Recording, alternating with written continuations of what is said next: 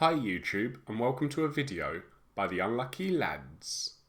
This will detail the raid intel skips and black box locations on critical, regular and low for the raid starting on the 4th of June running through to the 10th of June, which is Project Titan Week 237. Thank you for the support of our channel. We always appreciate our fans and hope that you'll continue to like, comment, subscribe if you haven't already, or even donate using the link in our description below. We make these raid intel and black box videos for you, and your support really does motivate us each week, which allows you to quickly complete the raids and collect the black boxes as soon as the Project Titan week begins. For critical this week, the modifiers will be Darkest Night, Realistic Reload, and 3 hearts. So with the intel skips, you can begin by grabbing one intel at the abandoned site to the west of Golem Island, known as the Fishing Village. Once you have that, you'll need to input the password into the node at the top of Chemical Pipeline, which will allow Baal to spawn at the Chemical Refinery. And after you destroy the Tank Titan, you can advance into Sector 2. Gargoyle first requires 2 intels at Salamander, then the interrogation of the sniper at Camp Phoenix, and lastly inputting the password he gives you into the node at Testing Zone, where you can also take on the Flying Titan. And Supercomputer just requires the 4 nodes at Missile Site Ruins to be pressed together, which will grant access to Quantum at the building in the sea. Once you've beaten Gargoyle and Supercomputer, you can move into Sector 3.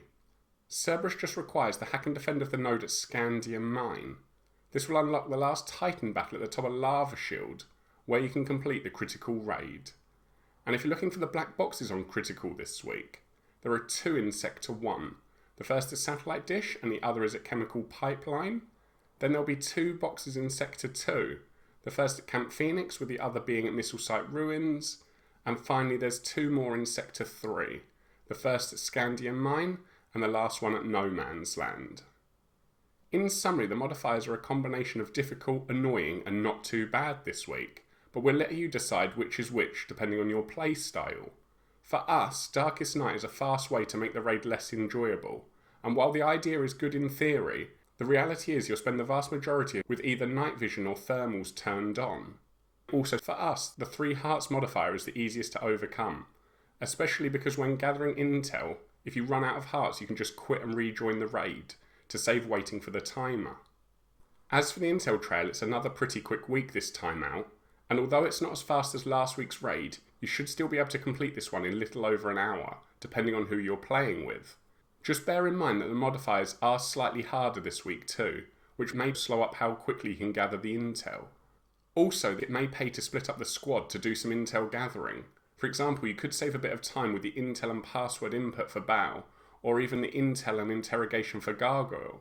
However, only do this if your squad feels comfortable in doing so. And as always, if you do run into any problems, please comment below and we'll try to help out, so you can finish the raid and earn those rewards.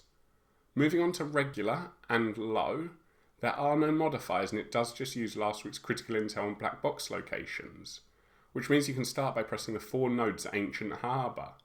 This will give you access to Baal at the Chemical Refinery, and beating this boss will allow you to head into Sector 2. Gargoyle requires 5 panels at Camp Phoenix to be destroyed, before you can fight the Flying Titan at Testing Zone. And Supercomputer will need 1 intel at Salamander, before defending the node at the back of Testing Zone. Now you can fight Quantum at the building in the sea. With the 2 bosses in Sector 2 beaten, you can advance into Sector 3. For Cerberus you'll need to press 4 nodes at Lava Duct, which although technically locked can be accessed a number of different ways, with our favourite being to squad wipe to the wall to the left of Lava Duct's western gate. However you choose, once you press the 4 nodes at Lava Duct, you'll have access to Cerberus at the top of Lava Shield, where you can complete the regular and low raids. And if you're looking for the black box raid chests on regular and low this week, there is 1 in Sector 1, which is at Heliport.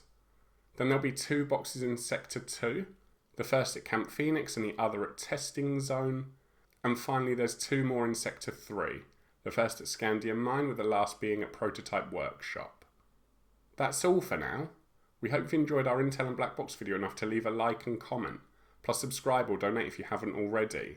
Please also let your friends know about our channel, because all of your support really does motivate us to make our content. So until next time, peace out, the unlucky lads.